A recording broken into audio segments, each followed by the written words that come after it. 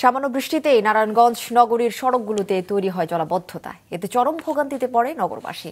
ভুক্তভোগীদের অভিযোগ, বাধ্য হয়ে নোংরা পানি পেরিয়ে গন্তব্যে যেতে হয়। তবে প্রশাসন বলছে, পানি দ্রুত নিষ্কাশনের জন্য গভীর ড্রেনের নির্মাণ কাজ চলছে।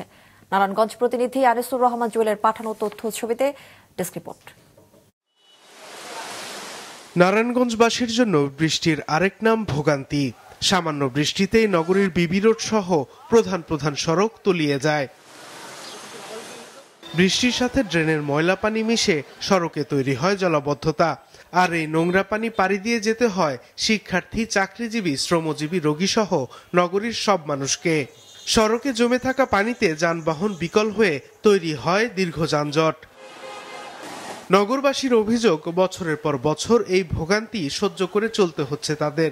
অল্প একটু বৃষ্টি হলেই এখানে পানি জমে যায়, আর পানি জমে গেলে এই সম্পূর্ণ এক হাঁটু পানির মধ্যে আমরা কিভাবে যাতায়াত করি। বাসা থেকে বের হয়ে এত ময়লা পানি, এগুলোর মধ্যে আসলে হাঁটা চলা তো দূর, রিক্সা দিয়ে যাওয়াও খুব টাফ।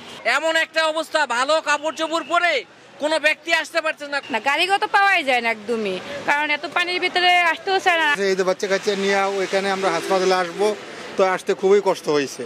দুর্ভোগের কথা স্বীকার করে নারায়ণগঞ্জ সিটি কর্পোরেশনের প্রশাসক জানিয়েছেন, নগরীতে জলাবদ্ধতা নিরসনে 7 কিলোমিটার গভীর ড্রেন নির্মাণ কাজ শুরু হয়েছে।